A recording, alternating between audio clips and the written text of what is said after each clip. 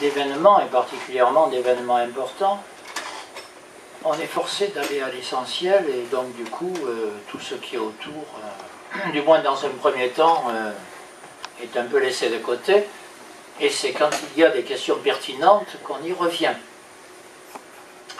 Sur 2005, il est évident que quand je dis les gens savaient pourquoi ils votaient, je sais qu'on trouvera des exemples contraires, je sais qu'on pourra dire oui mais ça on en a parlé ou pas parlé.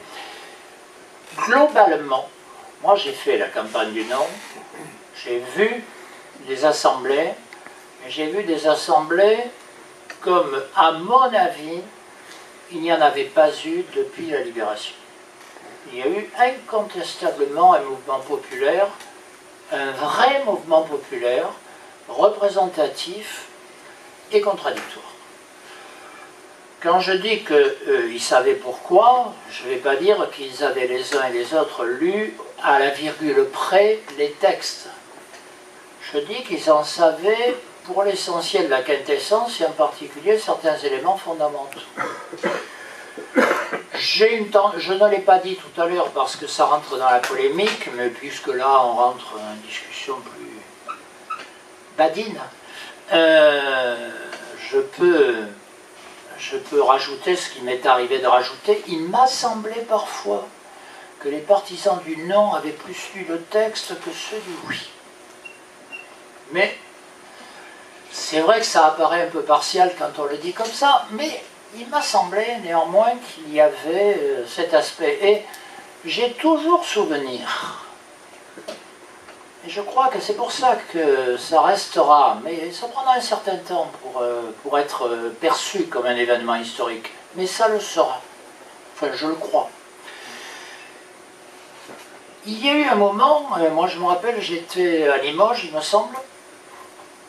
Bon, une salle 500 places, je me demandais comment on allait arriver à remplir la moitié des sièges. Et en fait, non seulement la salle fut pleine, alors qu'elle était à la périphérie. Hein. Limoges, c'est quoi, 110 000 habitants, 110 000, 120 000, je crois. Non seulement on a rempli la salle, mais il y a 300 personnes debout et 300 dehors parce qu'on n'arrivait pas, il n'y avait pas assez de place.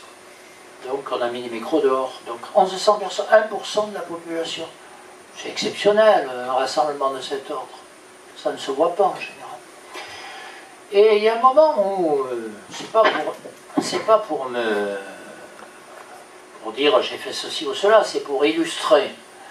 Il y a un moment où j'ai été très applaudi et je m'étais étonné de cet applaudissement parce que j'avais dit une phrase qui me semblait plus une phrase de liaison que vraiment. Et en fait j'ai compris, je leur avais dit voilà, je pense que dans la salle, la majorité de ceux qui sont là sont plutôt pour le non, paraît logique. Cela étant, il y a sans doute des gens qui ne savent pas et qui viennent se renseigner sur les arguments des uns et des autres. Et puis je pense qu'il y a même des partisans du oui qui viennent écouter les arguments des partisans du non. Et c'est à cela que je voudrais dire quelque chose. Vous avez parfaitement le droit de voter oui, et je dirais même heureusement d'ailleurs. Mais il faut que vous sachiez que votre oui ne vaut rien si vous n'avez pas le droit de voter non. Et c'est là que ça a applaudi. Pourquoi? Parce qu'à ce moment-là, je leur avais dit, et j'avais compris soudain, liberté. Et que, face justement à ce que vous dites vous-même, le poids des médias, hein, tous les médias qui étaient pour le oui, tous, les hommes politiques des grands partis qui étaient tous pour le oui, bon, une espèce d'avalanche dont on ne peut pas dire qu'elle était signe de grande démocratie. Hein. On ne peut pas faire autrement. Ou alors, vous savez, je vais voter oui parce que je suis européen. Alors, je ne vais pas lire le texte, il est trop compliqué, mais comme je crois à l'Europe, je vote oui. Ben, si le texte, ah ben non, mais bon, etc. Ce genre d'arguments qui sont plus de l'ordre de la transcendance que réellement de l'ordre du débat critique. Bon, eh bien, on a fini par leur dire, et c'est pour ça qu'il y a eu cet événement que j'ai ressenti, du moins, enfin, vous avez la liberté du choix. Et la liberté du choix, c'est ça, un des fondements de la démocratie. Et ça ne passe pas effectivement par je ne sais trop quel tirage au sort, ça passe par le fait que tout citoyen participe. Alors la manière dont il participe, vous avez dit vous-même référendum. Référendum, c'est le suffrage universel. Hein. Bon. ou alors, je ne sais plus ce que c'est, mais il me semble bien que c'est le suffrage universel. Bon, etc. Ça peut s'appliquer de diverses manières. Ce qu'on cherche quand on reparle de reconstituer la démocratie, c'est la manière de l'appliquer. Alors, quant à la classe dirigeante, elle sait où elle va. Oui et non. Et c'est ça la particularité des grands tournants historiques, je pense. Elle sait où elle va au sens où elle préserve un certain nombre d'intérêts. Bon, alors vous avez parlé de la monnaie, on peut parler des banques, effectivement. Encore que même là, il me semble qu'il y a quelques divergences, ne serait-ce qu'entre les divers pays, sur la manière de voir. Il me semble que la pensée de l'Allemagne en matière bancaire n'est pas tout à fait celle de la Grèce, par exemple. Bon, pour prendre cet exemple facile. Mais je ne suis pas sûr que sur le reste, il y ait une homogénéité même dans la classe dirigeante. Quelle Europe? Quel rapport avec la Russie? Quelle attitude par rapport à ce qu'on appelle la mondialisation? Etc. etc. Je crois qu'il y a un énorme désarroi en ce moment. Un énorme désarroi. Et que, bon, prenez par exemple les livres de Védrine. On ne peut pas dire que Védrine soit perçu de façon générale comme le révolutionnaire, le couteau entre les dents, ou alors ça m'avait échappé. Hein. Le livre qu'il a sorti, je dois l'avoir d'ailleurs quelque part, j'ai toujours plein de trucs. Mais, ben oui, voilà, Sauver l'Europe. Qu'est-ce qu'il dit dans ce bouquin? Il dit, l'Europe telle qu'elle est, elle est foutue.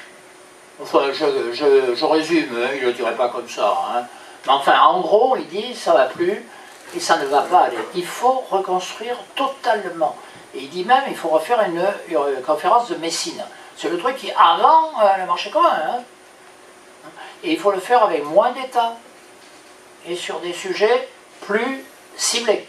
Et en particulier, il faut le faire pour rétablir la confiance entre les peuples et leurs dirigeants.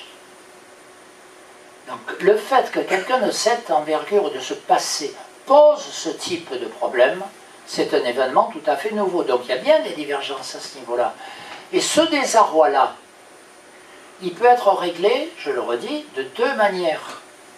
Il y a la manière, bon, je reprends mes mots, bonapartiste, hein, le coup d'État de Louis-Napoléon Bonaparte, parce que, bon, on ne sait pas très bien où va la Deuxième République, bon, on la supprime, point.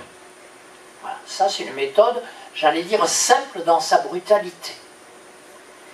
La deuxième méthode, c'est de dire, face à ces enjeux, hein, la reconstruction géopolitique, qu'est-ce qu'on fait par rapport au conflit dans la mer de Chine? Qu'est-ce qu'on fait par rapport à la question ukrainienne? Qu'est-ce qu'on fait, etc., etc., etc.